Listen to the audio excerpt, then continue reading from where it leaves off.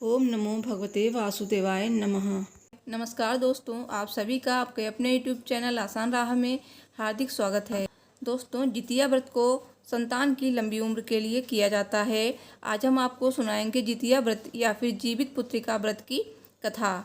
ये व्रत 3 दिनों तक चलने वाला व्रत है। व्रत के नियम बेहद कठिन होते हैं। इस व्रत में दूसरे दिन यानी कृष्ण पक्ष अष्टमी को पूजन होता है। यह व्रत निर्जला रखा जाता है। व्रत तब तक पूर्ण नहीं माना जाता है जब तक इसकी व्रत की कथा ना पढ़ी जाए या ना सुनी जाए। तो आइए आपको सुनाते हैं जितिया व्रत की कथा। बोलिए भगवान भोलेनाथ की जय। कथा सुनने से पहले कमेंट बॉक्स में भगवान भोलेनाथ की जय अवश्य लिख दीजिए। दोस्तों, अगर अभी तक आपने मेरे चैनल को सब्सक्राइब नहीं किया है तो प्लीज़ सब्सक्राइब करने के बाद बेल आइकन को जरूर प्रेस करें। जीवित पुत्रिका व्रत के साथ जीमूत वाहन की कथा जुड़ी है। गंधर्वों के राजकुमार का नाम जीमूत वाहन था। वो बड़े उदार और परोपकारी थे। जीमूत वाहन के पिता ने वृद्धावस्था में वानप्रस्थ आश्रम में जाते समय इनको राज सिंहासन पर बैठाया, किंतु इनका मन राजपाट में नहीं लगा और वो राज का भार अपने भाइयों पर छोड़कर स्वयं वन में पिता की सेवा करने चले गए। वहीं पर उनका मलयवती नाम की कन्या के साथ विवाह हो गया। एक दिन जब वन में भ्रमण करते हुए जीमूत वाहन काफ़ी आगे चले गए, तब उन्हें एक वृद्धा विलाप करते हुए दिखी। इनके पूछने पर वृद्धा ने रोते हुए बताया, मैं नाग वंश की स्त्री हूँ और मुझे एक ही पुत्र है। पक्षी राज गरुड़ के समक्ष नागों ने उन्हें प्रतिदिन भक्षण हेतु एक नाग सौंपने की प्रतिज्ञा की हुई है। आज मेरे पुत्र शंखचूड़ की बलि का दिन है। जीमूत वाहन ने वृद्धा को आश्वस्त करते हुए कहा, डरो मत, मैं तुम्हारे पुत्र के प्राणों की रक्षा करूंगा। आज उसके बजाय मैं स्वयं अपने आप को उसके लाल कपड़े में ढककर वध्यशिला पर लेटूंगा।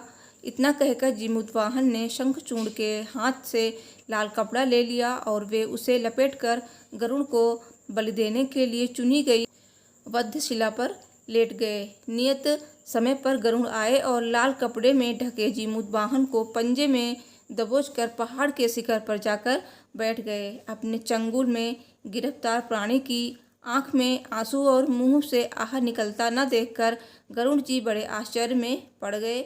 उन्होंने जीमूत वाहन से उनका परिचय पूछा। जीमूत वाहन ने सारा किस्सा कह सुनाया। गरुड़ जी उनकी बहादुरी और दूसरे की प्राण रक्षा करने में स्वयं का बलिदान देने की हिम्मत से बहुत प्रभावित हुए। प्रसन्न होकर गरुड़ जी ने उनको जीवन दान दे दिया तथा नागों की बलि न लेने का वरदान भी दे दिया। इस प्रकार जीमूत वाहन के अदम्य साहस से नाग जाति की रक्षा हुई और तब से पुत्र की सुरक्षा हेतु जीमूत वाहन की पूजा की प्रथा शुरू हो गई। इसी प्रकार पौराणिक मान्यताओं के अनुसार महाभारत युद्ध के दौरान अपने पिता की मृत्यु के बाद अश्वत्थामा बहुत दुखी व नाराज थे। इस दुख और नाराजगी के चलते उनके मन में बदले की भावना भड़क रही थी। अपनी इसी क्रोध के आगे बेबस होकर वे पांडवों के शिविर में घुस गए। जब वो अंदर गए तो उन्होंने देखा कि शिविर के अंदर 5 लोग सो रहे थे, जिन्हें उन्होंने पांडव समझकर मार डाला, परंतु असल में वे सभी द्रौपदी के 5 संतानें थीं, कहा जाता है। इसके बाद अर्जुन ने उन्हें बंदी बनाकर उनकी दिव्यमणि छीन ली थी, जिसके बाद अश्वत्थामा ने बदला लेने के लिए अभिमन्यु की पत्नी उत्तरा के गर्भ में पल रहे बच्चे को गर्भ को नष्ट कर दिया। मगर भगवान श्री कृष्ण ने अपने सभी पुण्यों का फल उत्तरा की अजन्मी संतान को देकर उसको गर्भ में फिर से जीवित कर दिया। गर्भ में मरकर जीवित होने के कारण उस बच्चे का नाम जीवित पुत्रिका पड़ा। कहा जाता है तब से ही संतान की लंबी उम्र और मंगल कामना के लिए जितिया का व्रत किया जाने लगा। जितिया व्रत की तीसरी कथा इस प्रकार है। नर्मदा नदी के पास एक नगर था, कंचनवटी। उस नगर के राजा का नाम मल्लकेतु था। नर्मदा नदी के पश्चिम में बालूहटा नाम की मरुभूमि थी, जिसमें एक विशाल पाकड़ के पेड़ पर एक चील रहती थी। उसी पेड़ के नीचे एक सियारिन भी रहती थी।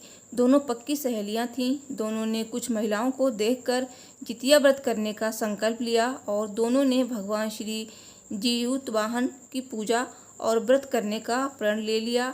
लेकिन जिस दिन दोनों को व्रत रखना था। उसी दिन शहर के एक बड़े व्यापारी की मृत्यु हो गई और उनका दाह संस्कार उसी मरुस्थल पर किया गया। सियारिन को अब भूख लगने लगी थी। मुर्दा देखकर वो खुद को रोक न सकी और उसका व्रत टूट गया। पर चील ने संयम रखा और नियम व श्रद्धा से अगले दिन व्रत का पारण किया। फिर अगले जन्म में दोनों सहेलियों ने ब्राह्मण परिवार में पुत्री के रूप में जन्म लिया। उनके पिता का नाम भास्कर था। चील बड़ी बहन बनी और उसका नाम शीलवती रखा गया। शीलवती की शादी बुद्धसेन के साथ हुई। सियारिन छोटी बहन के रूप में जन्मी और उसका नाम कपूरावती रखा गया। उसकी शादी उस नगर के राजा मलायकेतु से हुई। अब कपूरावती कंचनवटी नगर की रानी बन गई। भगवान जीउतवाहन के आशीर्वाद से शीलवती के 7 बेटे हुए, पर कपूरावती के सभी बच्चे जन्म लेते ही मर जाते थे। कुछ समय बाद शीलवती के 7 पुत्र बड़े हो गए। वे सभी राजा के दरबार में काम करने लगे। कपूरावती के मन में उन्हें देख ईर्ष्या की भावना आ गई। उसने राजा से कहकर सभी बेटों के सर काट दिए। उन्हें 7 नए बर्तन मंगवाकर उसमें रख दिया और लाल कपड़े से ढककर शीलवती के पास भिजवा दिया। यह देखकर भगवान जीउतवाहन ने मिट्टी से 7 भाइयों के सर बनाए और सभी के सिर को उसके धड़ से जोड़कर उन पर अमृत छिड़क दिया। इससे उनमें जान आ गई। 7 युवक जिंदा हो गए और घर लौट आए। जो कटे सर रानी ने भेजे थे वे फल बन गए। दूसरी ओर रानी कपूरावती बुद्धसेन के घर से सूचना पाने को व्याकुल थी। जब काफ़ी देर सूचना नहीं मिली आई तो कपूरावती स्वयं बड़ी बहन के घर गई। वहाँ सबको जिंदा देखकर वो सन्न रह गई। जब उसे होश आया तो बहन को उसने सारी बात बताई। अब उसे अपनी गलती का पछतावा हो रहा था। भगवान जीउतवाहन की कृपा से शीलवती को पूर्व जन्म की बातें याद आ गईं। वो कपूरावती को लेकर उसी पाकड़ के पेड़ के पास गई और उसे सारी बातें बताईं। कपूरावती बेहोश हो गई और मर गई। जब राजा को इसकी खबर मिली तो उन्होंने उसी जगह पर जाकर पाकड़ के पेड़ के नीचे कपूरावती का दाह संस्कार कर दिया। जीवित पुत्री का व्रत वही महिलाएं रखती हैं जिन्हें पुत्र होते हैं। बच्चों की लंबी उम्र के लिए रखा जाता है ये व्रत। कुछ इलाके में इन्हें जिउतिया भी कहा जाता है। हिंदी पंचांग के अनुसार यह व्रत अश्विन माह कृष्ण पक्ष की अष्टमी को मनाया जाता है। यह व्रत 3 दिन तक चलता है और यह व्रत नहाए खाए के साथ शुरू होता है। दूसरे दिन निर्जला व्रत और तीसरे दिन व्रत का पारण किया जाता है। व्रत का पारण दोपहर 12 बजे से पहले कर लेना चाहिए। दोस्तों, मुझे उम्मीद है मेरी वीडियो आपको पसंद आई होगी, तो प्लीज़ वीडियो को लाइक शेयर कीजिए और मेरे चैनल को भी सब्सक्राइब कीजिए। मिलती हूँ नेक्स्ट वीडियो में। Thanks for watching. हर हर महादेव। जय माता दी।